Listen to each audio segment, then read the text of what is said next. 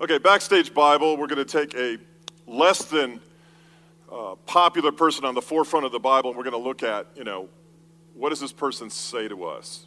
So we've picked what I call the suffering woman. All right, the purpose of tonight is to look at this woman in Scripture, and as she makes her way through life, there's nothing new in her story. There's this trauma, there's this chronic issue going on in her life. And she's got to wrestle with that. She's got to figure out, how am I going to get past this chronic, ongoing issue in my life? She's going to need some sort of intervention. Something has happened over and over and over again, and something different has to happen to break her loose of this chronic issue.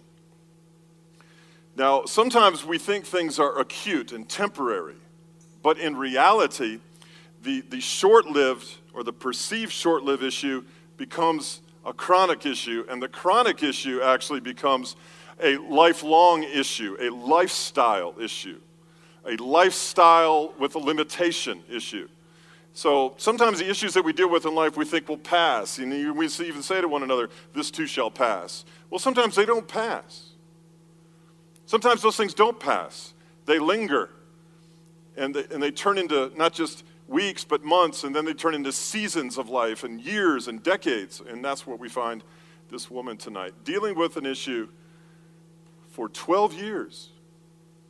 It's sort of defining her now. Now, I'm thinking, I'm charged with the responsibility of talking about women here. I'm thinking of younger women. I'm thinking of college students who have been dealing with things in their life for a long time. Some of these things in our society today, young women are dealing with sexual abuse. Sexual abuse takes place in 25% of our population. Let's think about that. I'm thinking of young women today where, since Roe v. Wade, almost 55 million women have aborted their children. I just remember a few years back that number was 42 million. Now it's 55 million women. And with that comes things that you have to deal with emotionally and spiritually. And these are chronic issues that just don't go away. They kind of make themselves known, and they linger in a person's life. You've heard me say before that 40% of first marriages end in divorce. In the mid-50s for second marriages, and third marriages in the 60 percentile category for divorces. Let alone fourth marriages, I can't even imagine, maybe 80% failure rate. That look to be something I'm going to get over fairly soon, but apparently the patterns of behavior in our lives, we don't get over sometimes, and they become elongated, lifelong struggles. And that's what this woman has. She has a struggle. The sexual revolution in our society today has attached to it a number of stigmas and labels that cause women and men alike to have to deal somehow with that emotionally and spiritually and physically. So that's kind of the gist of it. How do we figure out how to cut off these chronic issues and end them and start out new? That's the question. All right, so what's the context of this poor suffering woman? Well, the context is she's in a fishing village on the north end of the Galilee up there. Some of you have been there. You've seen it. A little town called Capernaum. And in Capernaum is a fish market, a temple, Peter's house. The Apostle Peter's house is there. There's some wonderful ruins there. You could go there today and really enjoy yourself. It's right on the water, a little fishing village. And Jesus has come to this village, and there are throngs of people in the streets of Capernaum. One 12-year-old girl, the daughter of the synagogue ruler by the name of Jairus, is quite ill and is dying. And Jesus is making his way through these throngs of people to get to this girl. Now, this town is not that big. This town is no bigger than the main street of our town. Small town. You could walk from one end to the other without too much trouble, 2 or 3 blocks at the most. But with all the people in the way, he's being thwarted in his quest to get to this 12-year-old girl. Now, it just so happens that this suffering woman who has been suffering also for 12 years. She's been suffering every day that this little girl's been alive, and she's suffering with an issue of blood, the scripture says, and she is not welcome. By Jewish law, she is not to even be in public. She is not to, because of her malady, her illness, and the stigma attached to it of uncleanliness, she's not to be among the people in accordance with the Jewish law. She is, if you can imagine what this must have felt like to be called ceremonially unclean. And that has all kind of ramifications to it.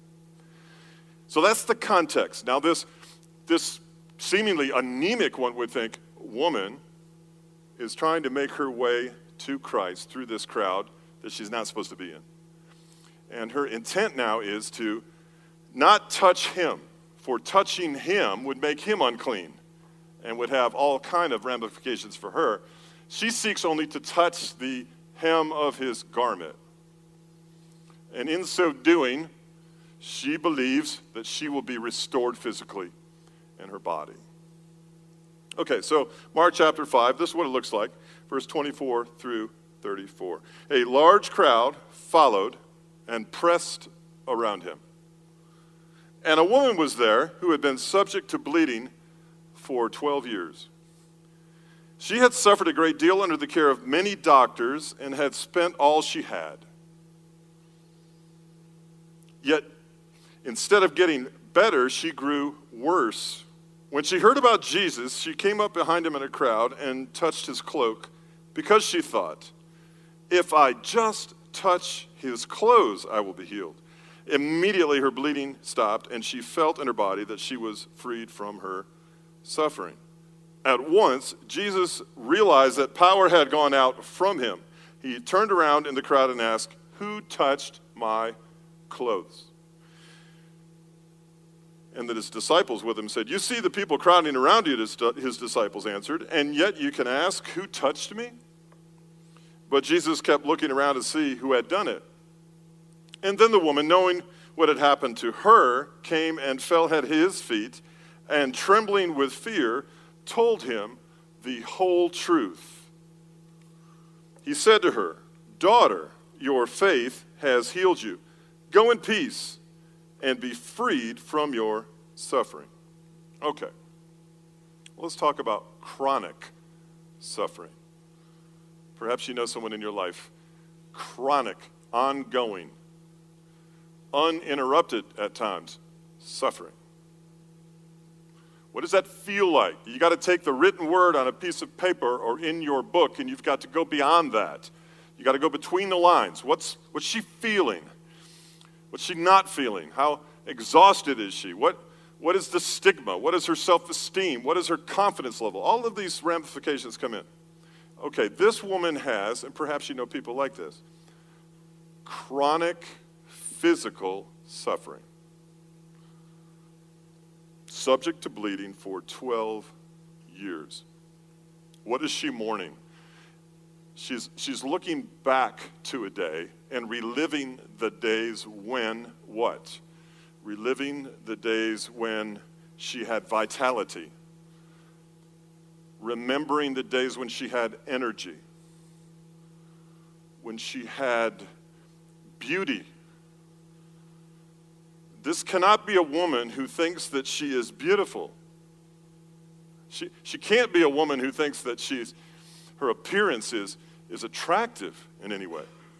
She can't think that. She can't feel that. She cannot think that she is accepted. She knows she's not.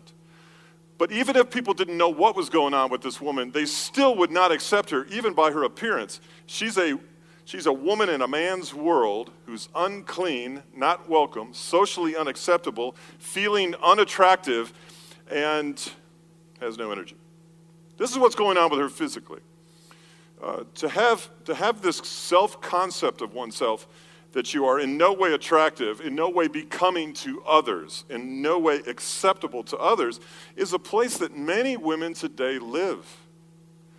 They live in this perception, a created reality that they're not beautiful.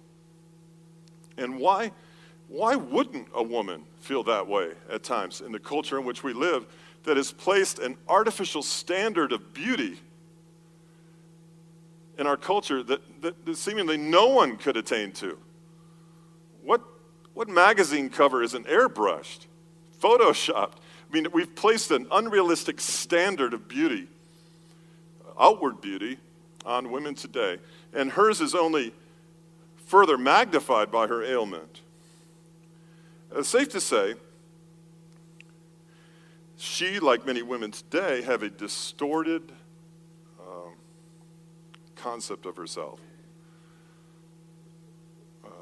I'm watching the internet the other day. I watch videos a lot.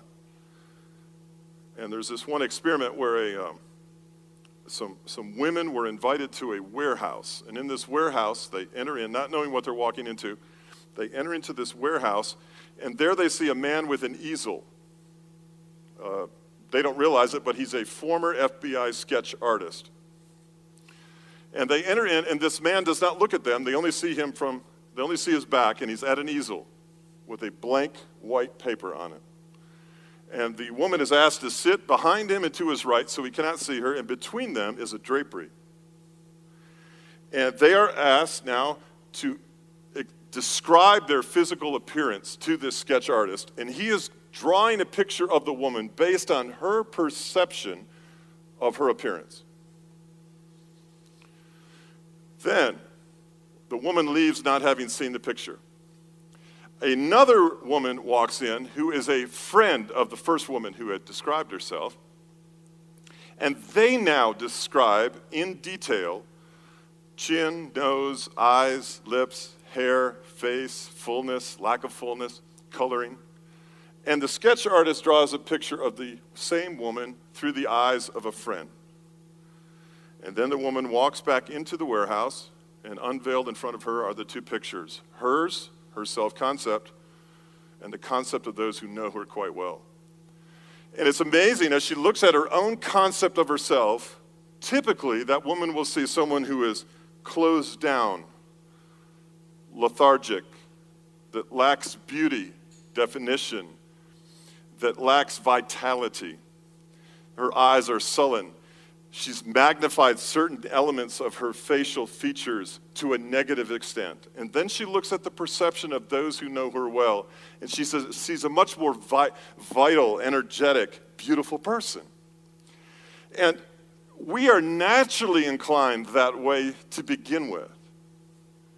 Now, this woman, rejected by her own religious leaders, unmarried, with this physical malady, with a lack of energy, and a poor self-concept, to move through a crowd is a very astounding thing in this culture, to see this happen. And she's dead broke on top of all of that. She has chronic physical suffering, no doubt, and probably a distorted self-image, not unlike an anorexic who looks in a mirror at herself and sees herself different than she actually is. She sees herself much heavier than she actually is, a distorted self-concept. That had to be some of the qualities that are going on in this woman's life. The second thing about her is she had not only chronic physical suffering, she had, surely to go with that, chronic emotional suffering. Not only was she subject to bleeding for 12 years, she had, as the scripture says, she grew worse. She grew worse. Have you ever felt this? Have you ever had this experience like things are going bad and then they just get worse? What is worse for her? I mean, she's nearing death, surely. What worse for her is just unthinkable worse. Loneliness, worse. Alienation, worse. She says that she grew worse. She has a loss of hope, loss of weight, loss of energy, loss of vitality, loss of beauty, loss of appearance, loss of self-confidence, loss of hope.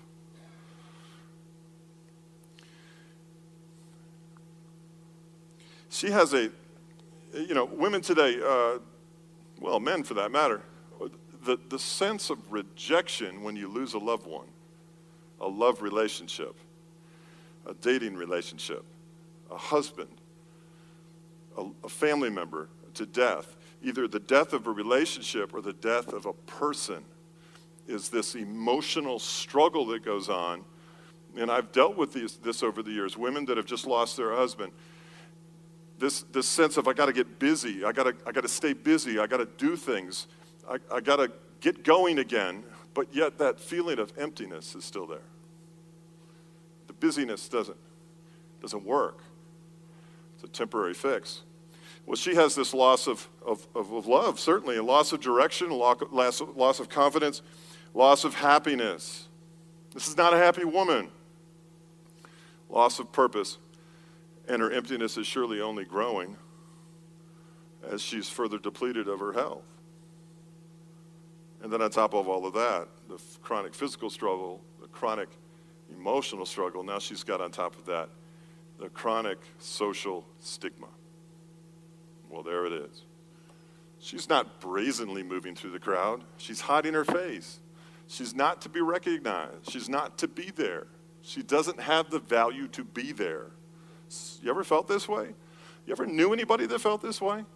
That they did not have the right or the value to be somewhere, to be who they are. There's some people on this mountain that feel that way. They don't want to live. It's reality here. Well, she has a chronic social stigma that goes with it. Worse than that is the stigma, and the label comes from her own religion. How could it be worse than that? To be told by those you're supposed to look to for spiritual direction have defined her as less than.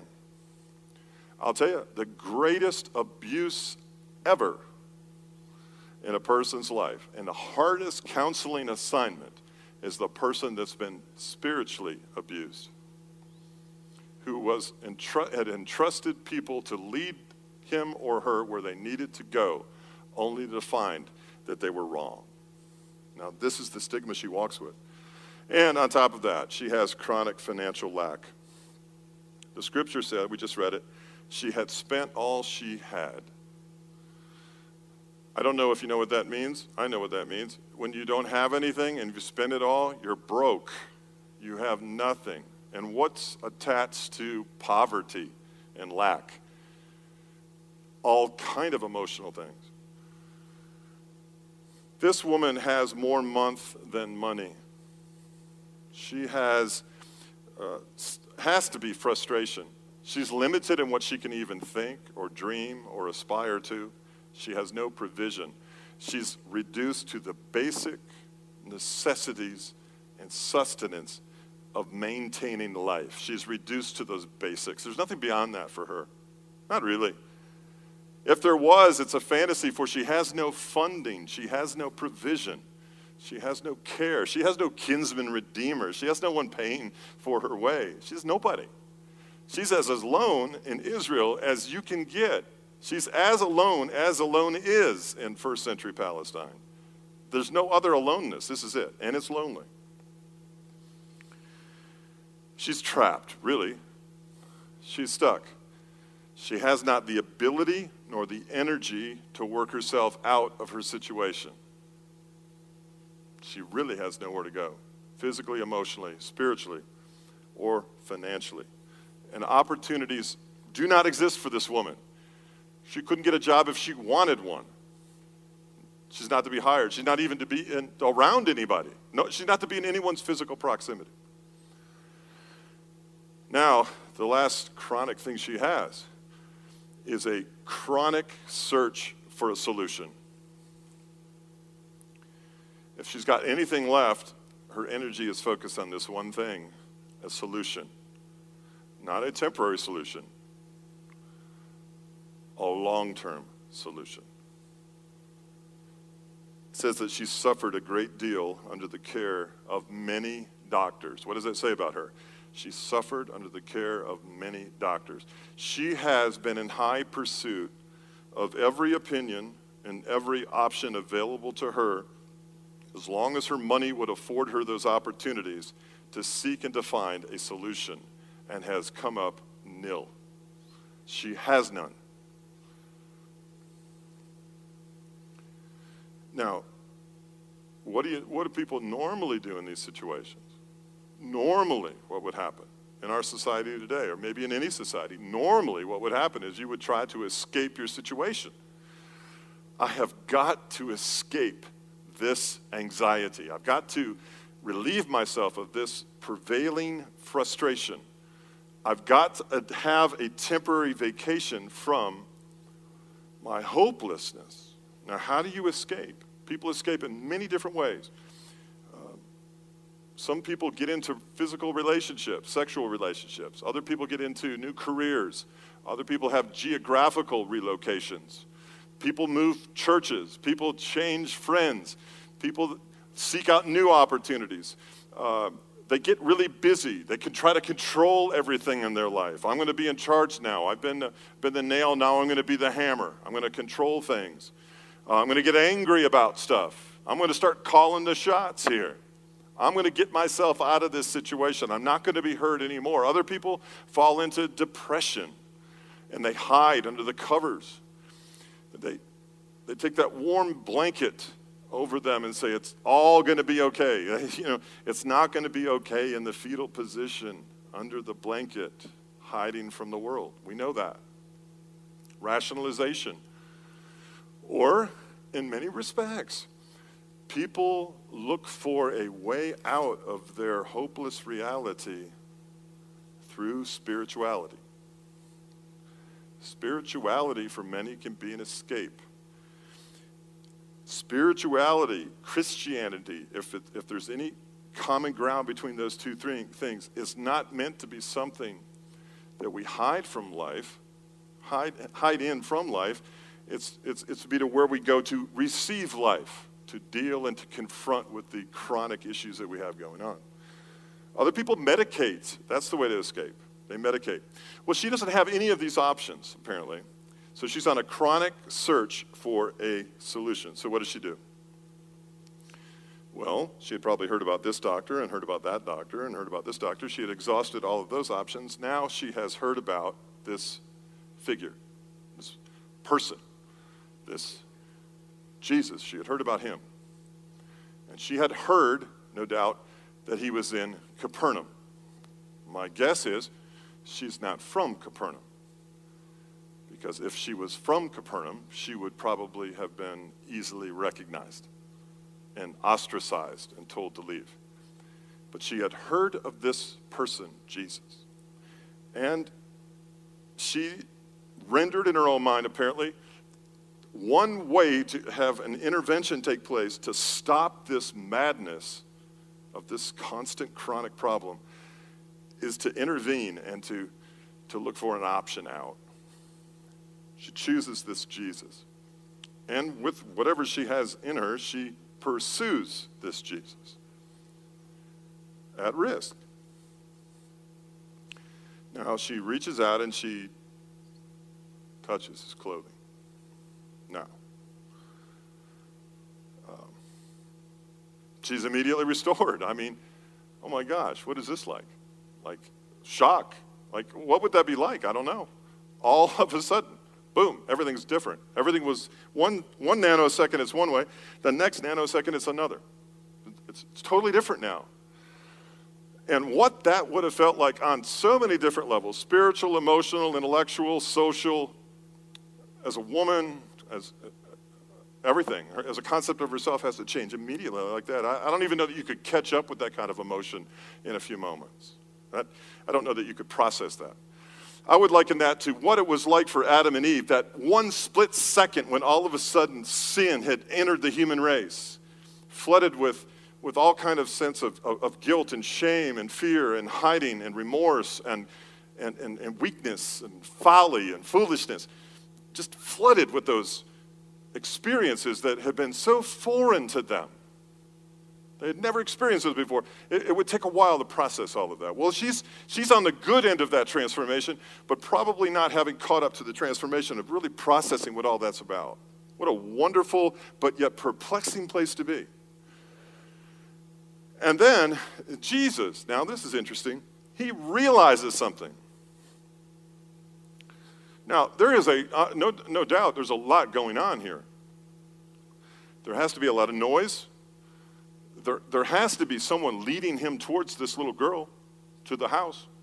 There has to be throngs of people yelling, probably requests being made or worship being extolled or sung. It's public, really. It's like a big thing going on amidst of a really hectic parade, and here she is, she touches him, but yet he realizes something.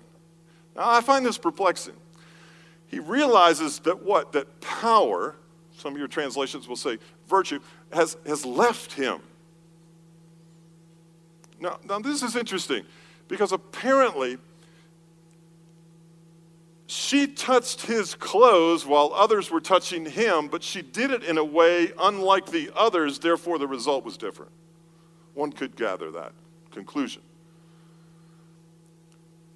He differentiated a draining of his power, this is interesting, to someone, not someone's, one.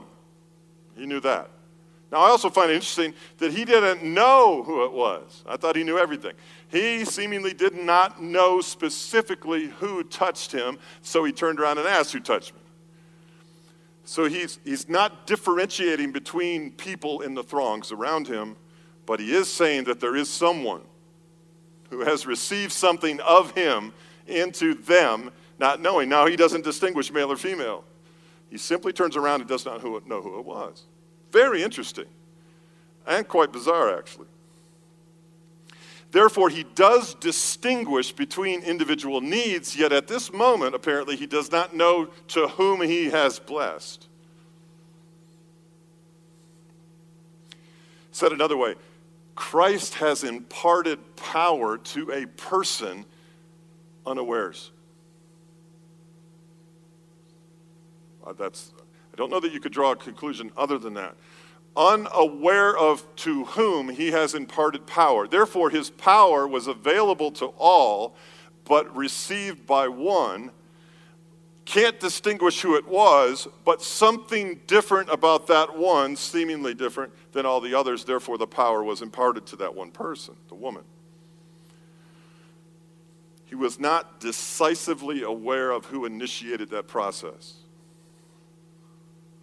Now, this ought to mess up your theology a little bit.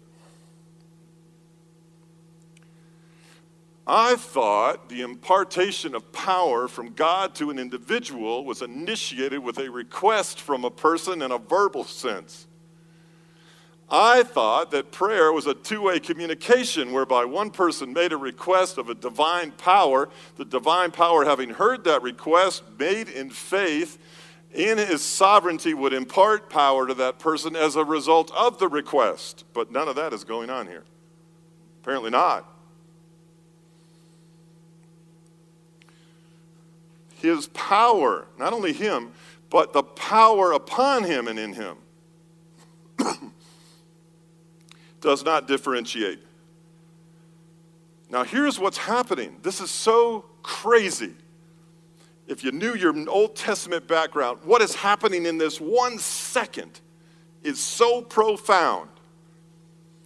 The Old Testament law that says you're not supposed to be in the street, you're unclean, you're not to touch another person, you're not supposed to even be here, is meeting in a second's time grace.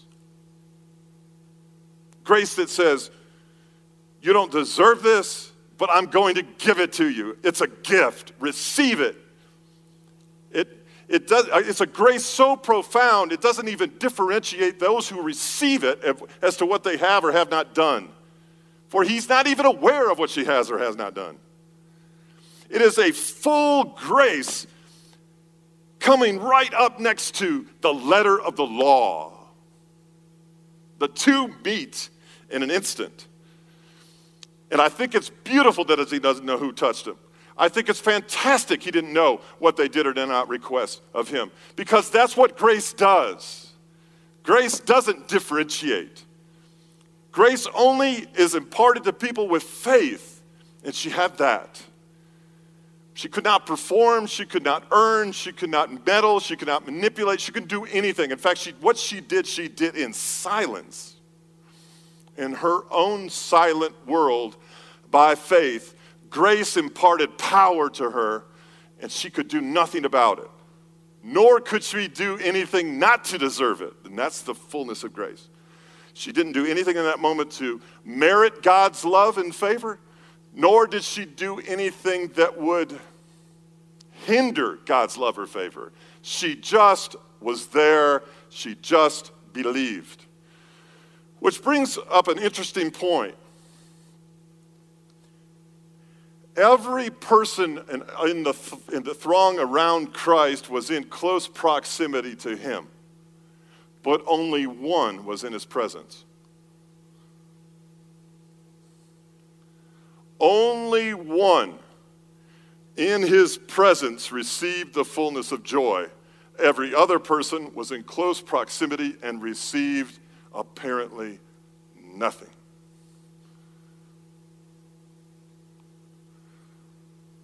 Question.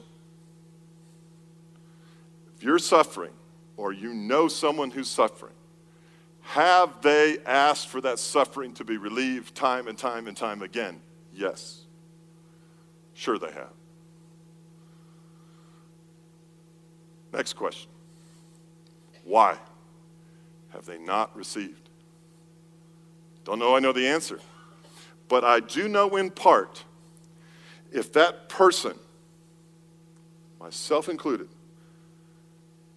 can be more enamored to worship reverentially in the presence of God, regardless of what he will or will not do, in a manner that transcends a trivial request. If I can come into the presence of God and worship and reach out to touch him, I don't have to ask for anything, because he by nature is power. He by nature is love. He doesn't conjure up love to give. You simply come into his presence and reach out to him, and love is there. And if we've made receiving something from God simply on the basis of request, the depth of the request, the earnestness of the request, the frequency of the request, the persistence of the request, we've missed in proximity to God his presence, capital P now, his presence. That is sufficient. His presence. You can pray every day. You can have a devotion every day. You can sing songs every day. But you can be in proximity to God, not in his presence. There is seemingly, based on this account here, this narrative, there is a difference. You can wake up at 3 o'clock in the morning in the midst of your physical, emotional, spiritual, financial suffering. You can get on your knees near the headboard of your bed. You can grab onto those things and you can pray for a couple reasons. To satisfy your own personal desire that you did so. Or you can put aside every agenda other than to enjoy his presence. There's a difference. This woman apparently tapped into something that no one else that day did. And as a result, her suffering ended that very second. Find it interesting. There's something unique going on there. Law met grace, and grace won. Because she sought to touch the hem of the garment of the one, the only one, who fulfilled all law. Therefore, she didn't have to. She fulfilled the law she was breaking. That's amazing. To be in the presence of the one who fulfilled the very law she's breaking. She had nowhere to go but up when she touched the hem of his garment. He had already fulfilled her lack before she ever received the benefits of it. Interesting. Power is available without having to ask. That ought to mess you up. That ought to wreck your thinking. And frankly, I mean to. Power is available without having to ask. It just is. And isn't that what Yahweh is? He just is. Exodus 3:14, Moses says to the God on Sinai, I'm going to go down this mountain. I'm going to talk to these people, 3 and 14. Who shall I say sent me? The only answer only God could answer this way. No man would ever think of this answer. I am that I am. Tell him that I am sent you. So he does. Only God would answer that question that way. Man would never conjure up that answer. The I am is available to you and I every second of every day, whether we're suffering or not. And there is a presence, a consciousness, an awareness that we have to enter into when we reach out to him that yields us incredible blessing, the presence of God. Now, said another way, God is omnipresent. So every essence of every piece of air in this room, every piece of matter in this room is full of the presence of God. There isn't one synapse in your brain, nor is there any space between any molecule in the air in which I'm speaking where God's presence is not. He's omnipresent. The difference is we can be in proximity to his presence but not in his presence, meaning we cannot be aware of his presence. So when you come to church or you start to pray at night or you're going to read your scripture, whatever you're going to do, there is a presence that you can become aware of that was there the whole time. You're just now aware of it because you've entered in with his gates with thanksgiving and his courts with praise. Because you've entered in confession, because you've reverently entered in, you've shed your own limitations, and as she did that day, and she entered into his presence, not his proximity. There is a difference. And that too will mess some of your theology up, but it is the fact. It is true. We are always in his presence, but not always aware of his presence.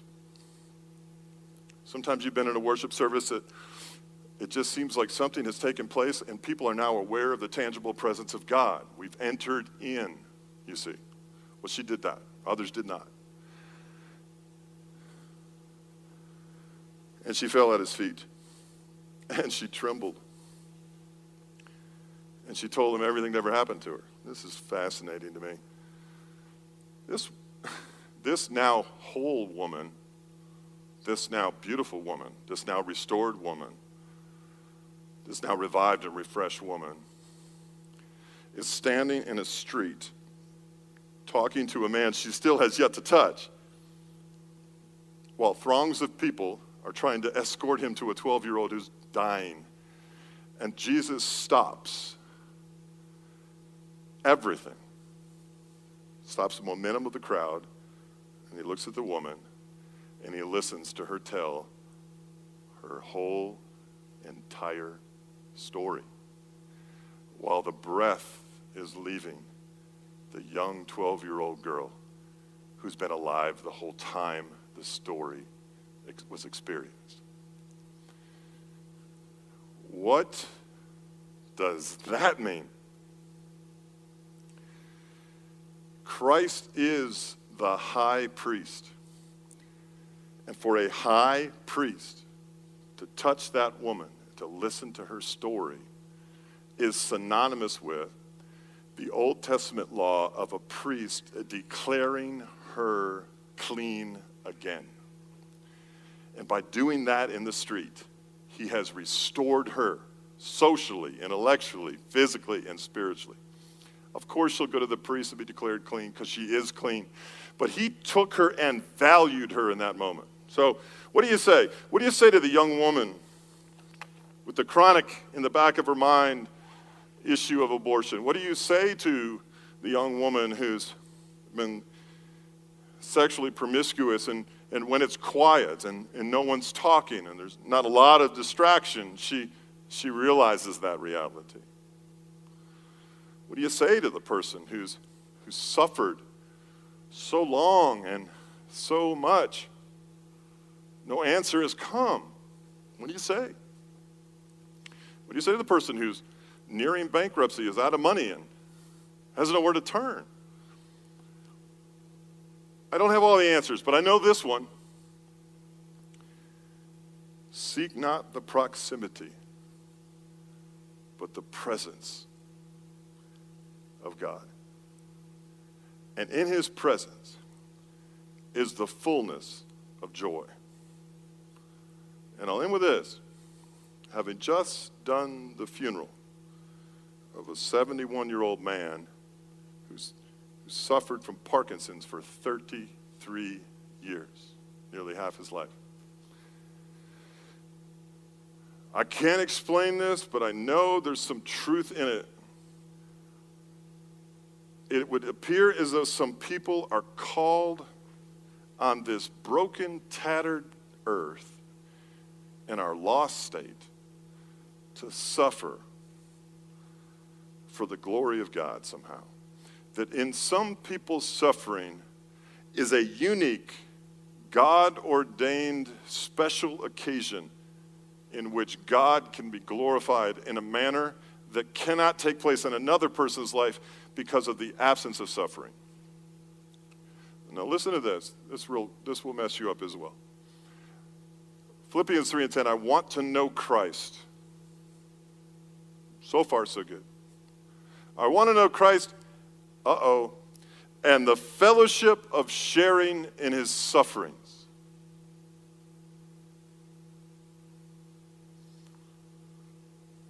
Becoming like him unto death, so somehow to attain to the resurrection from the dead. On this earth, in our fallen state, some will suffer, and it will be chronic. It'll be a lifetime. The suffering will end where? In the full presence of God. But in that parenthetical time period of your life, that suffering is somehow a unique opportunity, I can't explain it all, in which one can glorify God in the suffering. And when Jesus says to those boys that day, come follow me, he may have meant more than I'm going down the road to the next town. He obviously meant more because many of those he spoke to followed him to their death on a cross in various ways, impaled by swords, burned at the stake. When he says follow me, to some, I don't understand why there's a suffering. You say, how can a loving God allow some people to suffer? Well, I don't have the vantage point, and nor do you, to conclude based on this one speck of time in all of eternity what everything is all about, when you have all the rest of eternity in which to figure it out. All I know is some will suffer. All I know is blessed are those who are persecuted and insulted, and all kinds of falsehoods are said about you. There's something about it. But for this woman, there was a profound difference between proximity and presence. And apparently such a profound presence to a suffering woman that there was no need to ask. To ask in that moment would have somehow cheapened or diluted the presence and would have put him in harm's way. Well, there you have it. If you're suffering, move towards the presence. Don't move towards a concept, move towards a person. Don't move towards a theology or a doctrine, move towards a divinity. Don't move into an understanding of knowledge, move nearer to Jesus Christ himself. By faith, you just need apparently a mustard seed. Move towards his presence. Though you may be exhausted, though you may be broke, though you may have a social stigma and label upon you, and though you may have unforgiveness and bitterness and resentment and all those things in your life, move towards his presence in your heart. He'll meet you there. You may not even need to ask.